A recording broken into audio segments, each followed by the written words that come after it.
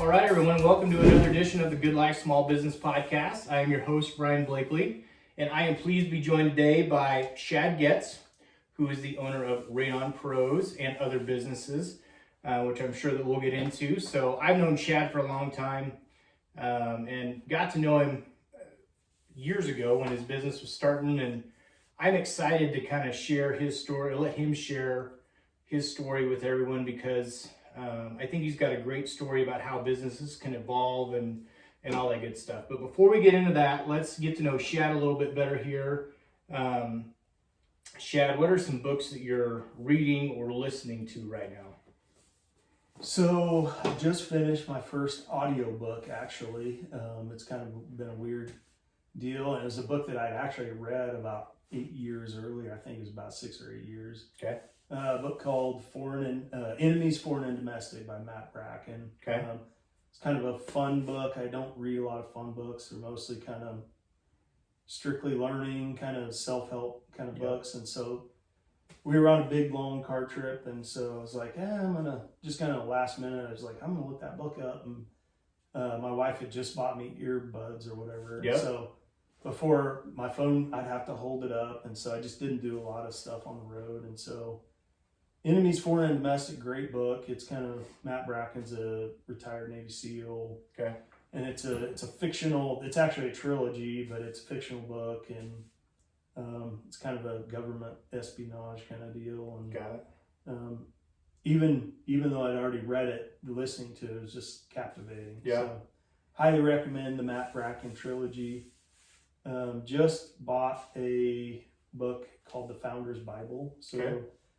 We're taking this class up in Riverdale called Biblical Citizenship. And so it's kind of a historical look at the founding fathers and how the scriptures and the historical documents, kind of how they overlap. And it kind of dispels the myth of separation of church and state. Okay. And kind of cements the fact of how spiritual and godly the founding fathers were. So kind of interesting, just getting into it. It's obviously a Bible, but it references, like, in this historical document, this scripture was used to formulate this thought. Oh, wow. Yeah, it's very fascinating. So far, highly recommend. Again, it's called Founder's Bible.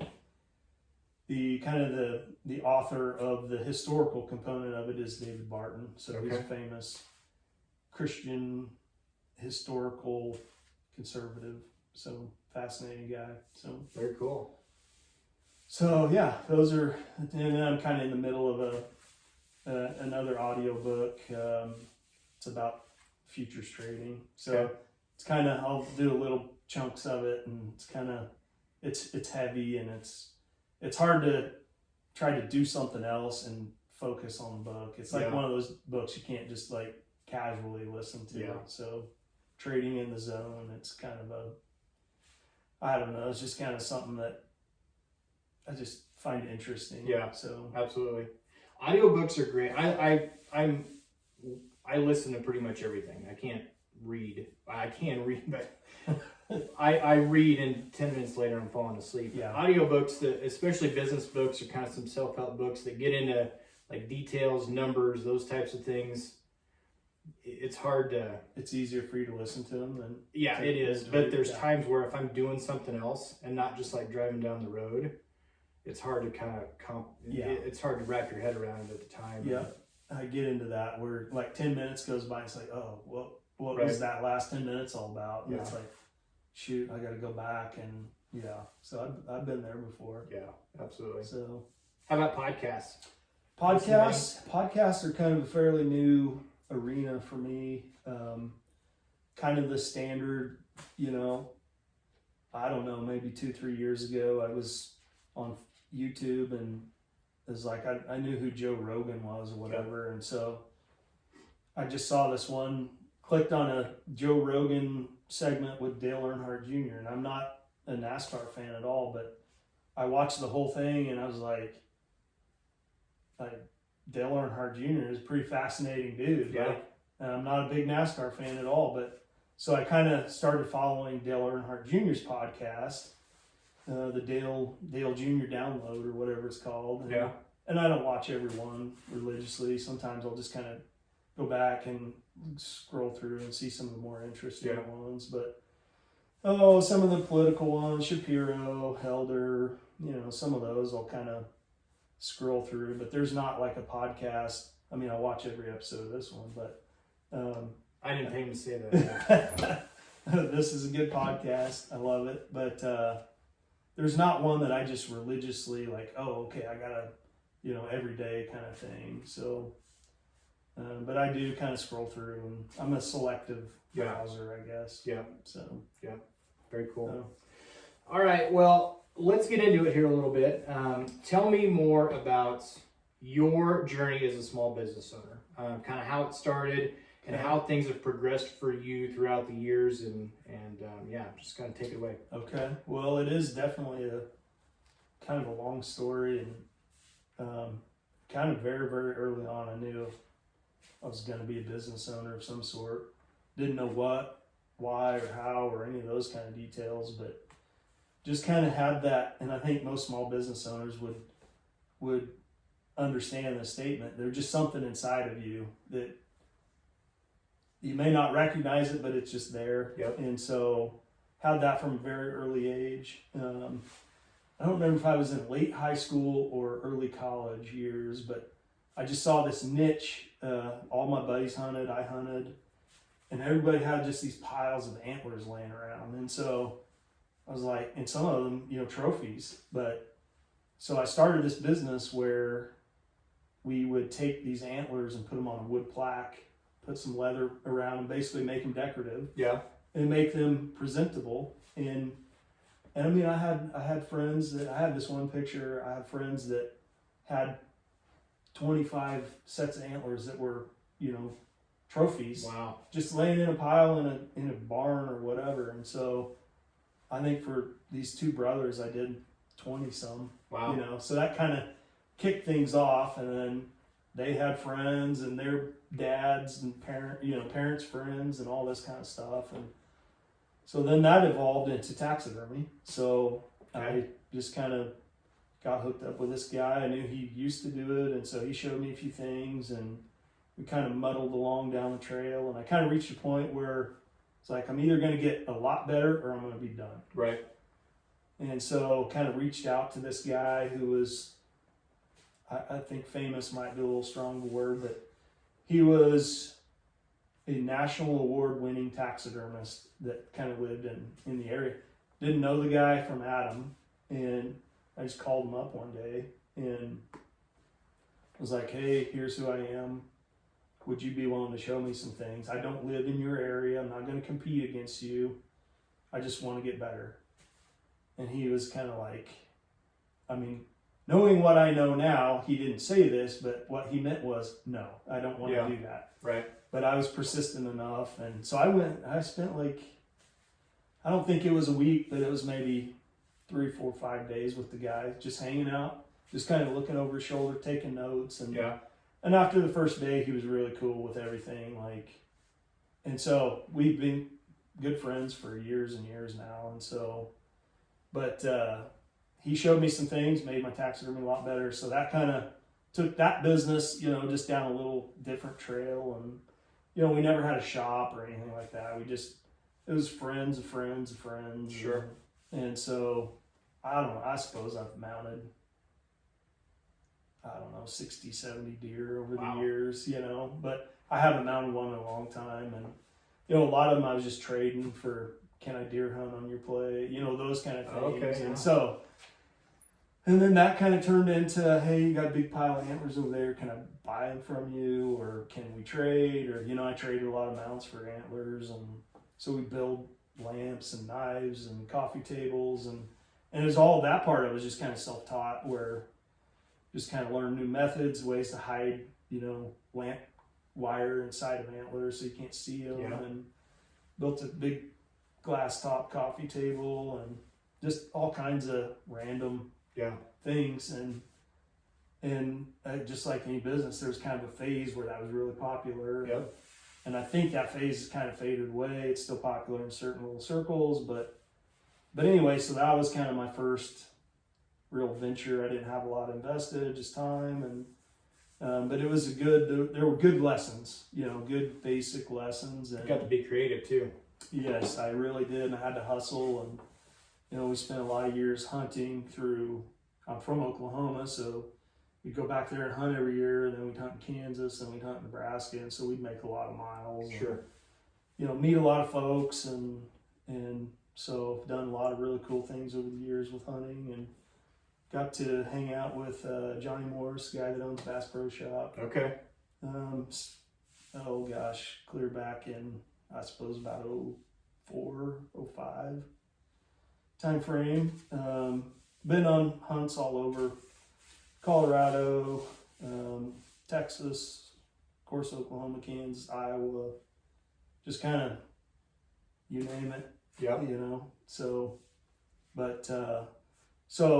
that was the beginning of my business life. And so then I went to college, I got an engineering degree, got out of college, worked as an engineer for about 10 years, 2 different factory jobs. And I don't really want to go into a lot of detail, but basically looked like I was probably just going to be a factory worker, just work an engineering job in a factory for the rest of my life. Mm-hmm.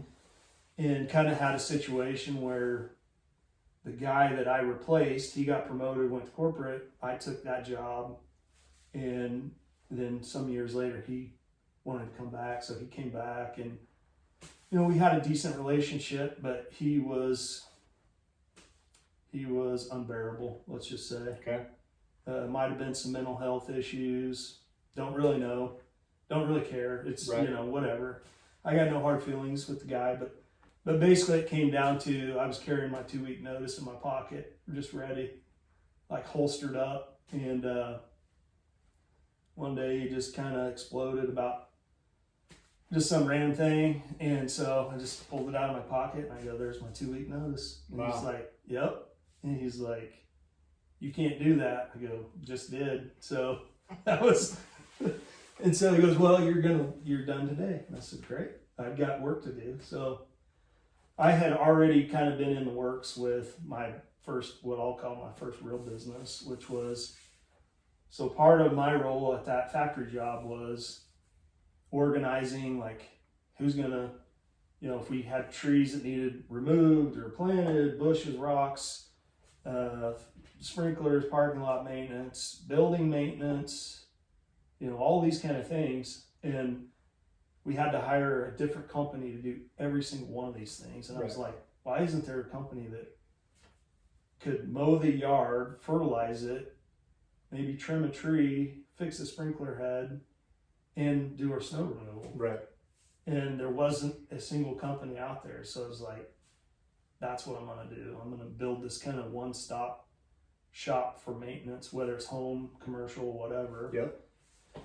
And so we started to accumulate tools and equipment, and we just did it on a really kind of low budget, cash only. We bought old worn out equipment, fixed it up, painted it, made it look nice. And so that's kind of how we got our start with Property Pros. And so I took off from there, and we started, we landed a condo association deal where, it was 24 units, and we basically were taking care of the books, taking care of the maintenance, taking care of anything that needed done on the property. And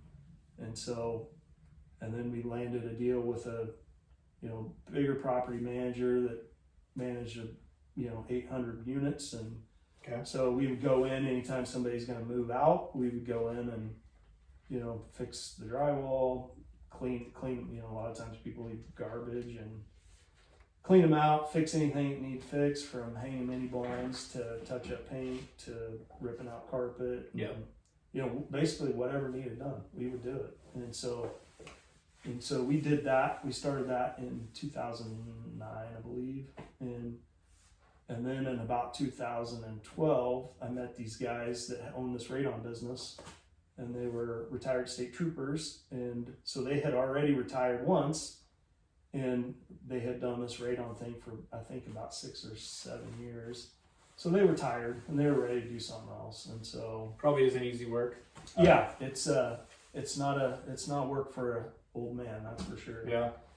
you're in attics, you're in crawl spaces, it's hot, it's cold, you're on roofs with snow on them. I mean, there's just a lot of things that you shouldn't be doing if you're 60 years old, Right. you know? And so we struck a deal, and we bought them out, bought their equipment and their inventory and their book of business, and hit the ground running with the radon business. So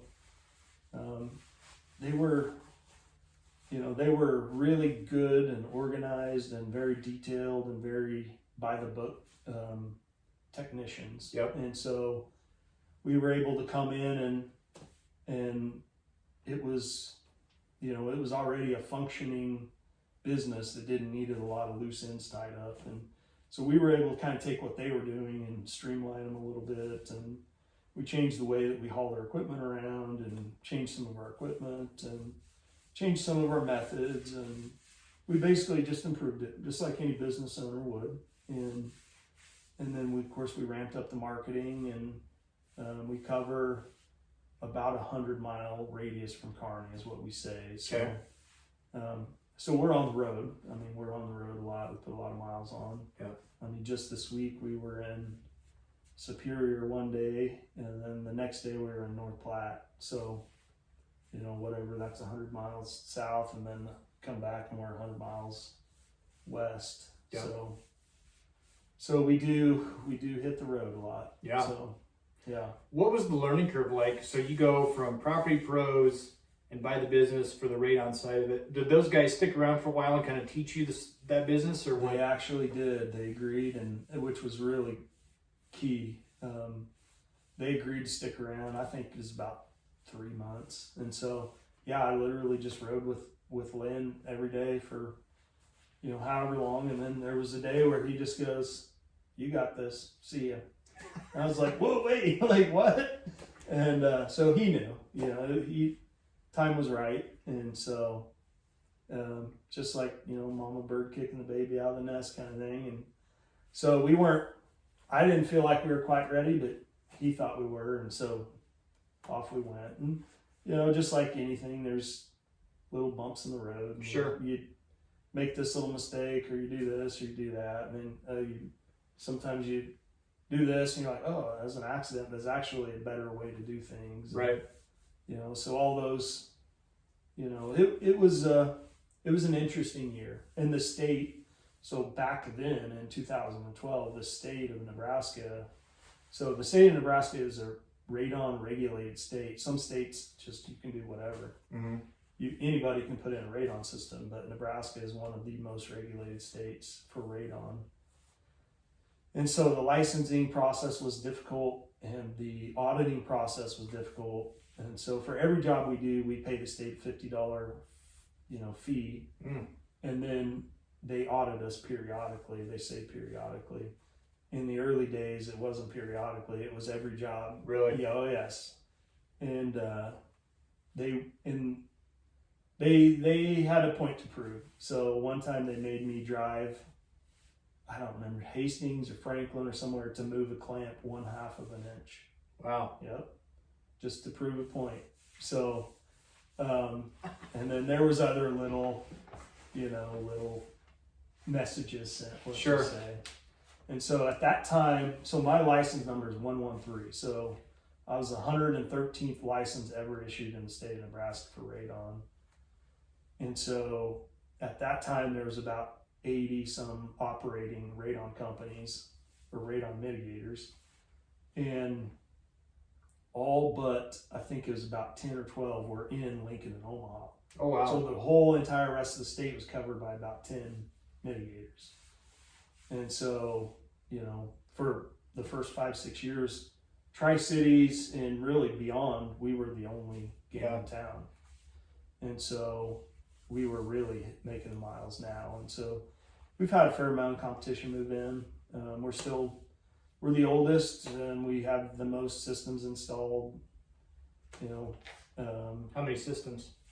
I think, I haven't totaled up, but I think we're around 1,800 at this point. Yeah. So in 8 years. 8 years? Yeah. Okay. So I don't know what that math comes out to, but it's a lot. Yeah.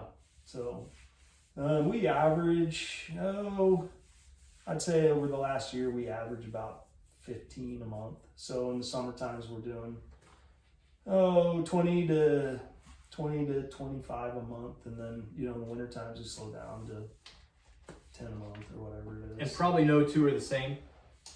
It's pretty rare. I mean, they all do kind of have their own fingerprint, and every once in a while you walk in a house and you're like, oh yeah, I've already done this footprint, Yeah. But there's still obstacles. You don't know what the plumber did. You don't know what the HVAC guy did. You don't know, somebody put something weird and right where you need to be, kind of thing. And so there's always little nuances that you have to go around or deal with, or challenges that are going to be there. Yeah, Which probably makes it fun. It makes it interesting.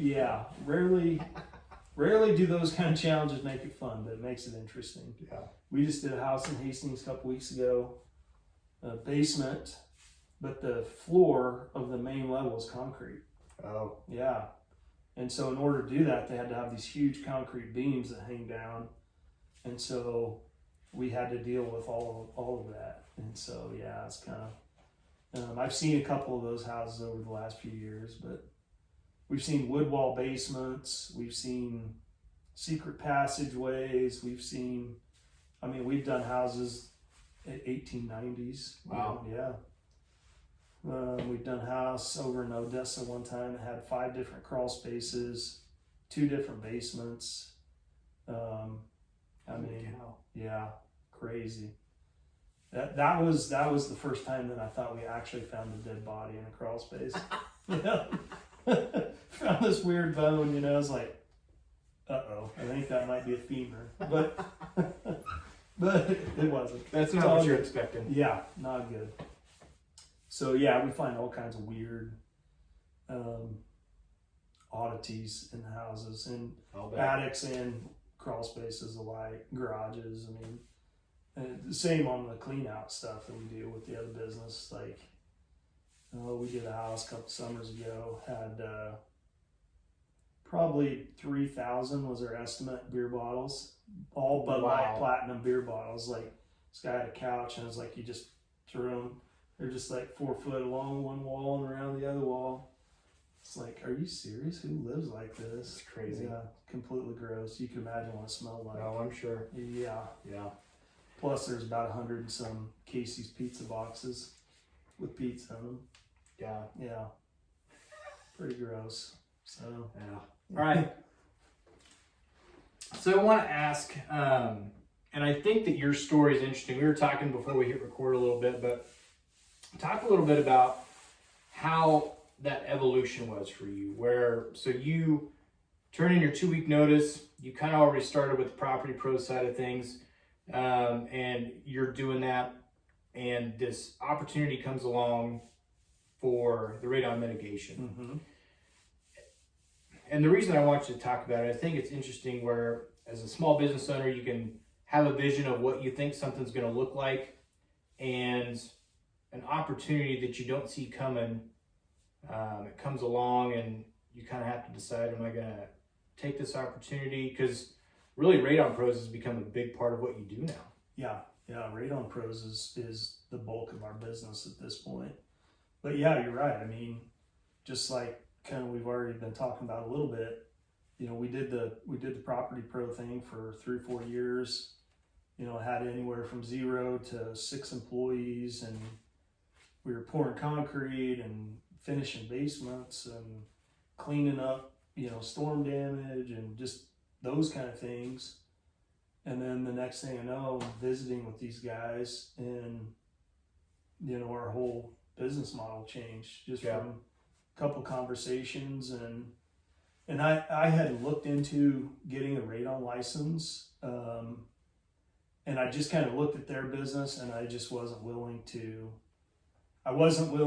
challenge what they had going. They were too deeply entrenched, and I just felt like there wasn't enough fruit there for us. And so, we were just cruising along doing our thing, and next thing you know, we're shifting gears over to this, specialized, dealing with radioactive gas, and there's licensing involved, and there's, you know, dealing with the state and things that we had never dealt with before. Sure. But yeah, the opportunity sort of presented itself. We sort of pursued it, and it just the timing worked out, and the details of it worked out. That, you know, you look at every decision and you go, what are the pros, what are the cons? And I guess I'm from a business standpoint, I'm more of a slow and steady. Let's take a swing and hope we get on first base. Let's not swing for the fences and risk striking out. That's more my style. Yeah. I have friends in business that are, you know, drunken sailor home run hitters. Like what are you doing?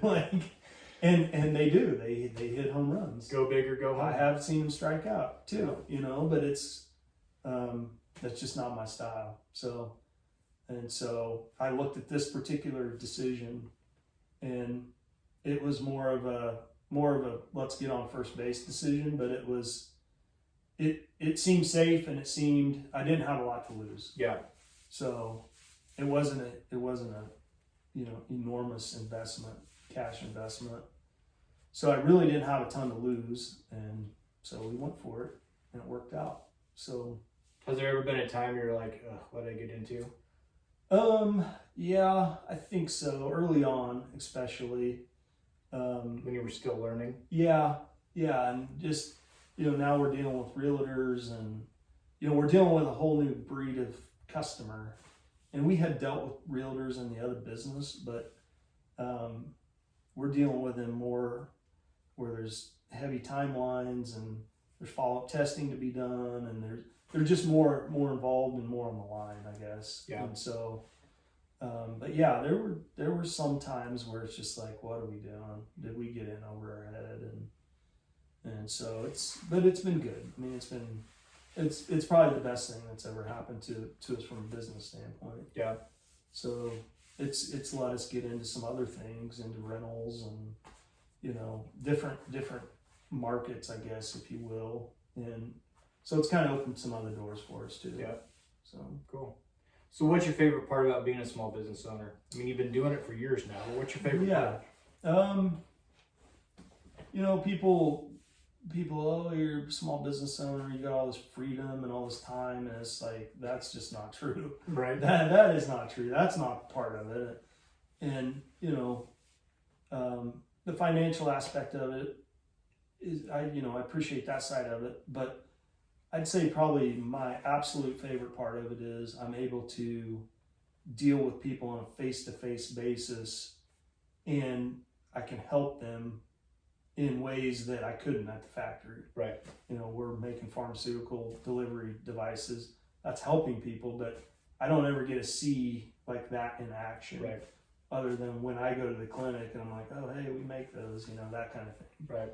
But, you know, we have this thing that, and we don't have a formal name for it or anything, but we just did this 2 weeks ago for a lady. So a lot of times when we're there, there's real estate transaction going on. And so real estate transactions can be anything from two people just got married and they're buying their first house, to somebody just died and their mom's going in the home, or divorce, or sure. You know. So sometimes we're seeing something at its very best, and sometimes we're seeing things at their very worst. Right. And so this particular instance was lady's husband had died. I don't know, not super recent, but she made the decision. She's moving to be with her kids wherever, Kansas, Oklahoma. And so she's moving her possessions out of the house. And so I was like, well, how are you moving this stuff? And she said, well, you know, my kids are coming to help, but it's like, we really don't have a way to move these items. It's like a couch and a couple beds or something. I said, well, I have trailers. And she said, really? And I said, well, she needed them hauled to not the Goodwill, the Jubilee Center, whatever it was. Yeah. So I was like, well, we'll haul them for you. She's like, really? I was like, yeah, whatever. I mean, she just lived not too far from here. So So me and my guy finished the job, and we came back, got a trailer, and went back, picked the stuff up, and hauled it to the Jubilee Center for her. And so, but many times, I couldn't even guess how many times somebody's moving, and I'll be like, hey, I think we got 9 trailers or whatever. So it's like, I got trailers, and do you need to borrow a trailer? And so we've loaned them out. I don't know how many enclosed trailers, pickup bed trailers, flatbed trailers, whatever. This comes out, you're going to be getting phone calls. Yeah, let's not put my phone number on this but and people are generally pretty cool. You know, a lot of times they'll give me a gift card or whatever. Yeah. And it's like totally unnecessary. It's just kind of I just personally enjoy that part of it. Like, and you've got the freedom to be able to do that.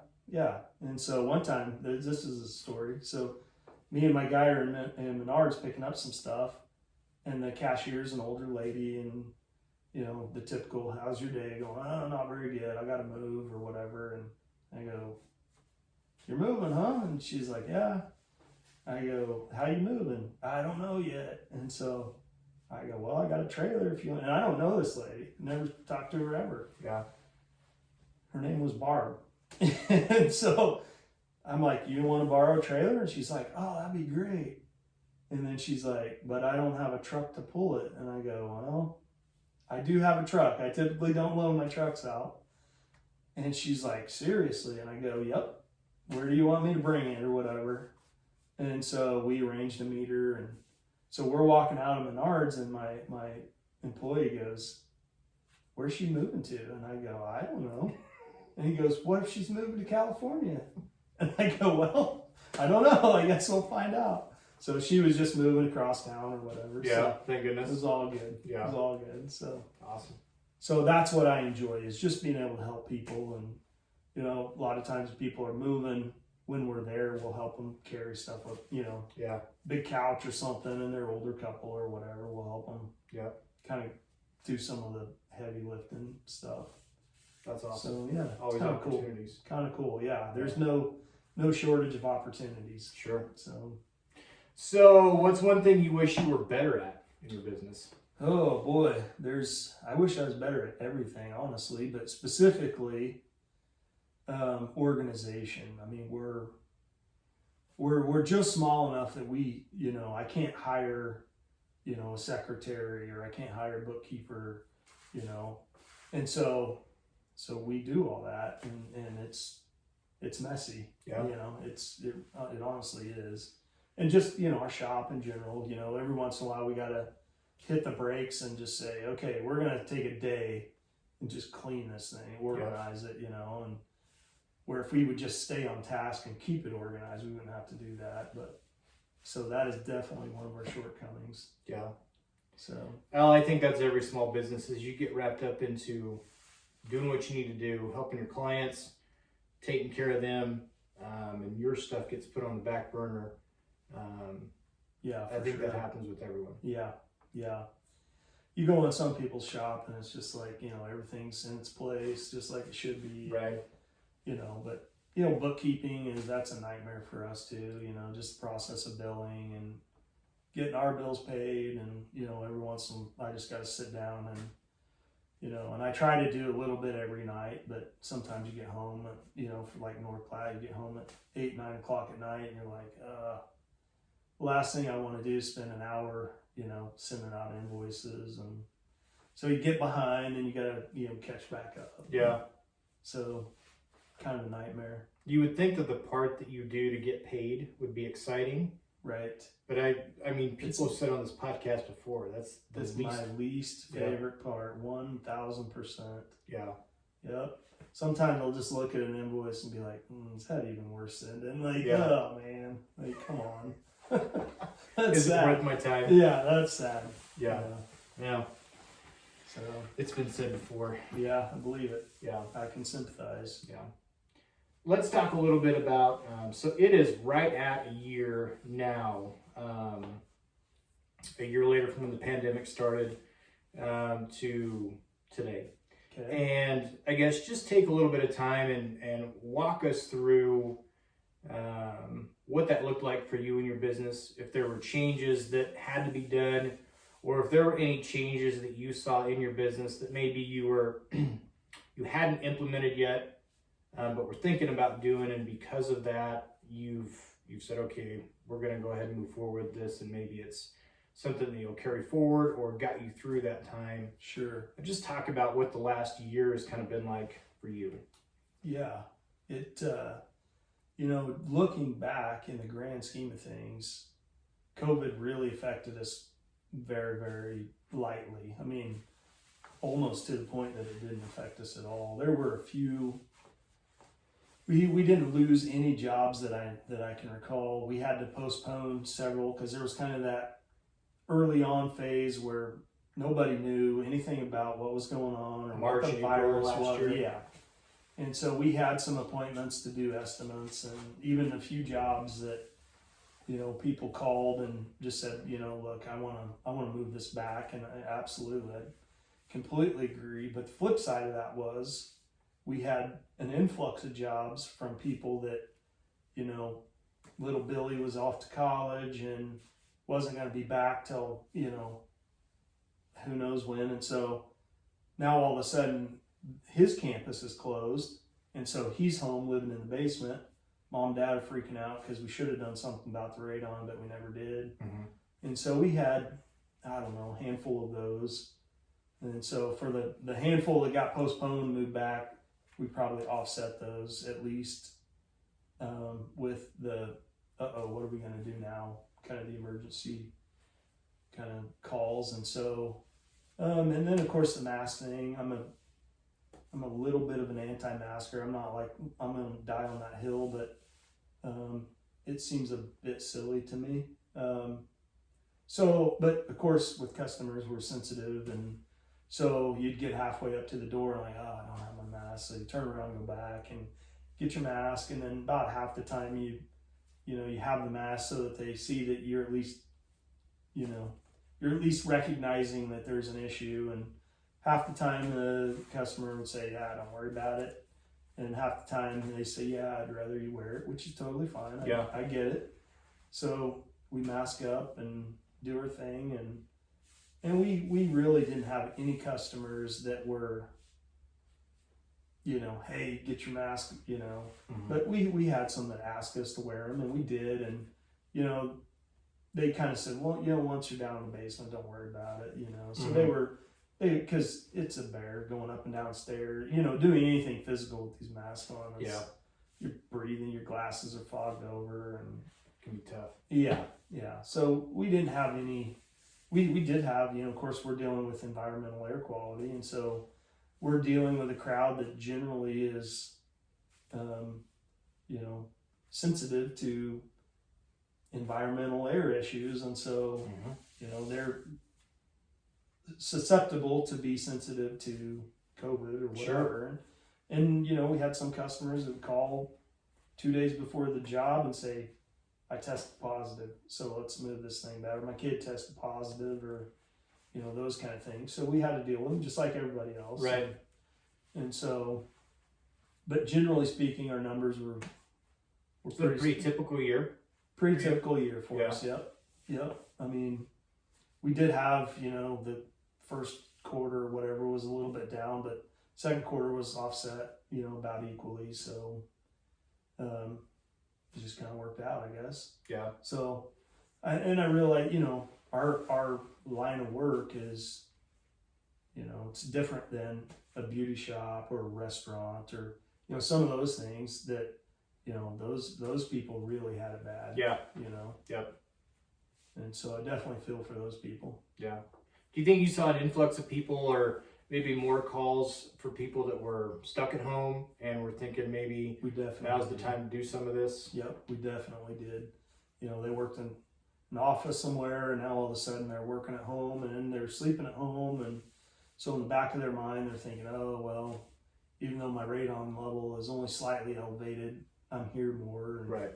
so, yeah, we did deal with a little bit of that. So I would say maybe that was a net positive for us. Mm-hmm.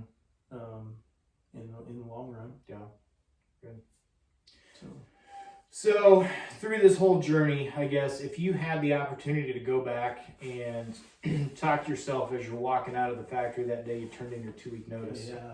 and to give yourself any advice, is there a piece of advice you would give yourself, or would you just let things go as they have? And Well, that's a tough question. I mean, probably the advice I would give myself is you should have left sooner. You should have, just dove off in there and got her done, So they in essence did for me what I wasn't quite ready to do for myself. Sure. So, but if I could give myself any advice, I would say come up with maybe a little better plan and then go execute that plan. Yeah. Don't just sit around and wait for, the inevitable to happen, whatever that is. Mm-hmm. It's not going to fall out of the sky and land in your lap kind of thing. Go after it and come up with an idea, come up with a plan, go after it. Yeah. You said that the gentleman you bought the radon business from, when you looked at that and were looking to buy it, you saw kind of how their systems were, processes, procedures. Did you learn from that as far as how they had their business set up? Is that maybe different than kind of how you went into it, where they had maybe more structure, more organization? I may be putting words in your mouth here, but no, yeah, I mean, so what they had was, I guess looking back, this is how I see it. What they had was they had 2 really good technicians that knew what they were doing in terms of installing a radon system, but may not have been the best business managers. Okay. So, and I certainly don't claim to be an excellent business manager, but they were managing it, and they were doing a lot of jobs. They really were, but they were managing it like it was a hobby, because it kind of was for them. I mean, they weren't just doing it for fun, but they already had a retirement, and they had already had their careers, and so this was just kind of fun money, I guess you'd say. So we kind of took it and refined it a little bit with what basic knowledge we had of how to manage a business, and we've just sort of refined it over the years. I mean, there's just little things with marketing that, a friend of mine's in a band and I play guitar or whatever. He told me this a long, long time ago. He said, you have to fake it till you make it. Yep. And it's just kind of always stuck with me. And it's like, I mean, when you roll out of the gate, and somebody gave me this pointer when I was thinking of names and logos and all this. When you roll out of the gate, you need to look like you're a big business. Right. And whether that's your trucks or your shirts or your, whatever it is, how you do an estimate, or you need to look like you're a big business, because it's always easier to go in that way than to try to catch back up. Sure. To just walk up with a yellow notepad and so fake it till you make it. And then one more little anecdotal statement. So I go down and help this old rancher work cattle every year. And one time we were watching his son-in-law just basically beat this. I think it was either the horse or the cow. There was a big wreck, and he was mad and he got bucked off or whatever. So he was abusing this cow or whatever. And the old rancher, he just looked over at me and he goes, there's a big difference between a cowboy and a cattleman. And so that just kind of always stuck with me too. And that's been probably 10 or 12 years ago, or 15 years ago. But his point is, you can be the best cowboy in the world, but if you're a moron and you don't know how to deal with this situation, you're still a moron. Right. And, the old cattleman would just sit back and be wise about it. And no, this guy's, trying to beat up a cow or whatever it was. Right. It's like, that's not going to work. We all know that's not going to work. Yeah. And so, big difference between a cowboy and a cattleman. Yeah. It's always stuck with me. So That's a good one. So I've never heard that. So roll out of the gate from a cattleman mindset rather than a cowboy mindset. Yeah. And so, just it's a simple concept, but it's pretty profound. It Yeah. was for me. Absolutely. So, Well, then your answer to this next question may be the same, maybe it's different. But if someone came to you, your kids, maybe one of your employees comes to you and said they want to start their own small business, what advice would you give to them? so yeah, I mean, that's there's just so many things there, but yeah, I'll kind of go back to come up with a plan. Any business. Well, let me back up. First of all, I'd say know the difference between being self-employed and being a small business owner. Okay. Those are two definable terms, and neither one of them's right or wrong, but just know which direction you're headed. Define that for us. Okay, I can do that. I think this comes from, it either comes from Kiyosaki and Rich Dad Poor Dad, or was it the ebook? But the E-Myth? Yeah, Yeah, E-Myth. okay. There you go. Go ahead, sorry to interrupt. No. So the difference between being self-employed and a business owner is if you can walk away from that business for, I think it's 6 months or a year, whatever the term is, and come back and the business is still running, then you're a business owner. If you leave for one day and the thing collapses, then you're self-employed. Yeah. Which is what I am. I'm self-employed. I couldn't leave this thing for a week. I mean, I just couldn't, because of licensing and all these kind of things. I just have to be here. Mhm. So that's my reality. So advice for a small business owner to start up would be, you have to have some way to differentiate yourself from the guy next door. For us, we were the only game in town. We bought out the only game in town, so Sure. now we are the only game in town, for a service that had a niche and had demand. And so but if you were going to start pick a business, a snow cone stand, it's like, why? I've got to come up with a way to tell you why you need to buy my snow cones. Mm-hmm. Am I cheaper? Am I bigger? Am I tastier? Am I what? And so come up with an idea and come up with a plan, and then, basically make sure you have the capital to, we operate with a, cash bubble, and I presume every business does. Mm-hmm. And you kind of keep an eye on that bubble, and sometimes it gets low, sometimes it's fat.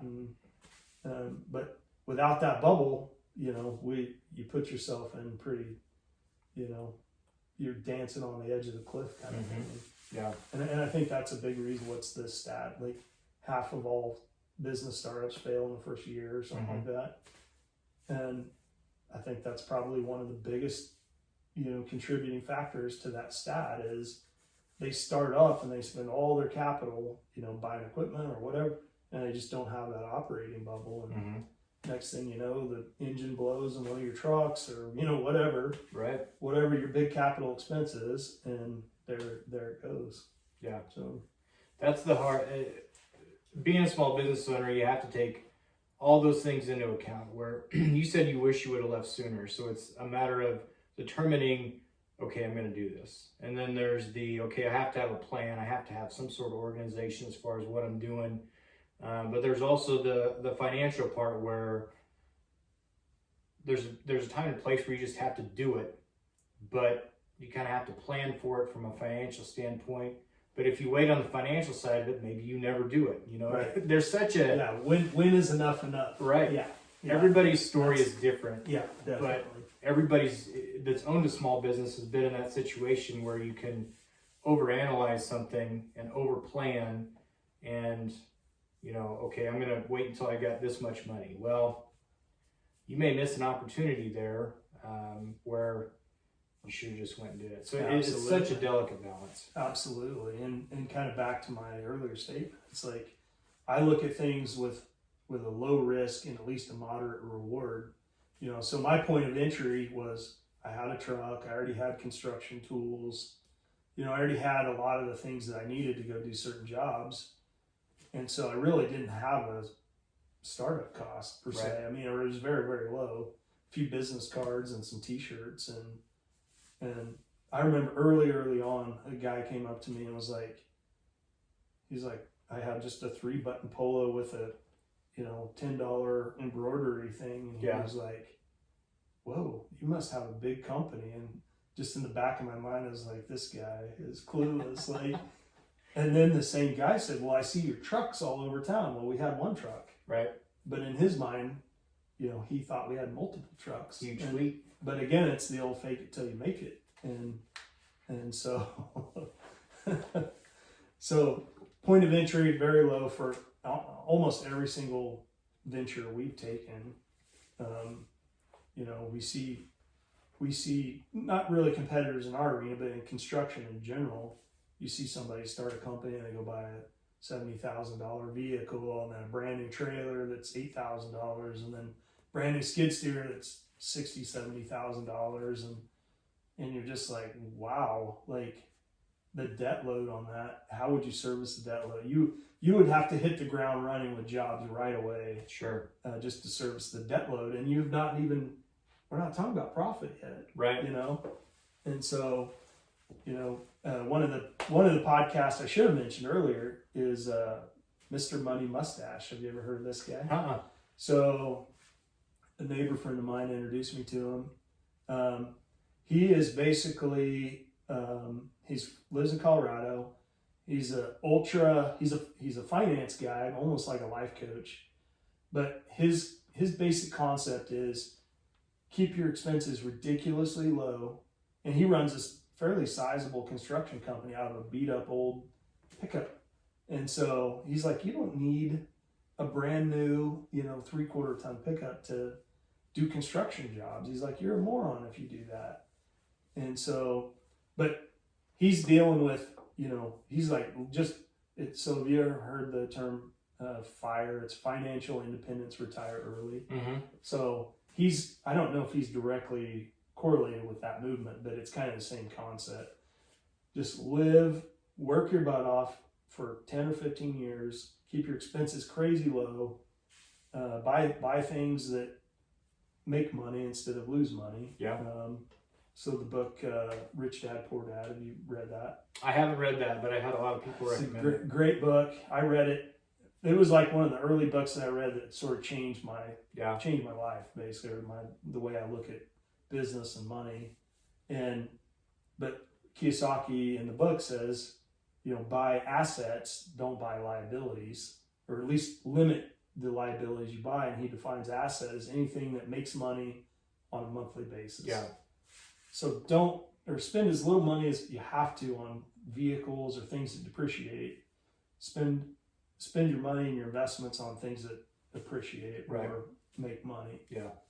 And so it's a great book. So instead of buying like a card for like a high school graduate, so spend $5 or $6 on a card, we'll buy the book for $10 and then put the money inside the book. Nice. And with the promise that if you read this book, I'll take you out to lunch and we'll discuss the book. Yeah. And so that's awesome. Yeah, it's a great book, and it's, we've given away, gosh, I'd hate to 2-3 dozen of those books. Yeah. Yeah, it's a great book. Highly recommend you read it. Awesome. Yep. I'll add it to the list. You betcha. Yeah. So tell us more about how we can find out about you, about Radon Pros, what you do, social media, website, where do we go? So we do have a website, getsradonpros.com. We are on Instagram and Facebook. I'm not sure what I don't manage those accounts, so I think it's Getz Radon Pros on Facebook, and I think it's the same on Instagram, but I'm not 100% sure. I'll look you up and put a link in the show notes. Perfect. Yeah. So that's our basic marketing platform. We do Yellow Pages, of course, but other than that, it's word of mouth. So what's the process for a mitigation system if someone's interested or maybe wants to know more? So it generally starts with a radon test. We don't do the testing, so we can get you hooked up with a radon testing company if you want. There's test kits you can do at home. Once you've established that your radon level's high enough, you want to mitigate it, give us a call. We'll come in, we'll give you an estimate, free estimate, walk through, kind of give you some details of where we think the system's going to be. And then once we book it, it's usually a 1-day process. we arrive about 8:30 in the morning, and we're there until it's done. And then once the system's up and running, there'd be follow-up tests, and once we're all satisfied that the radon level's satisfactory level, then we shake hands and we're friends. So Done deal. that's it. That's the end of it. Got it. So pretty painless, really. Cool. Yep. Very good. So Shad, it's been a blast. It's good to catch up. absolutely. It's been a while since Thanks we've for had a having chance. us. Yeah, It's had a fun. chance to sit down and talk. So, This is fun. yeah, appreciate it. You bet. Thank you, Brad.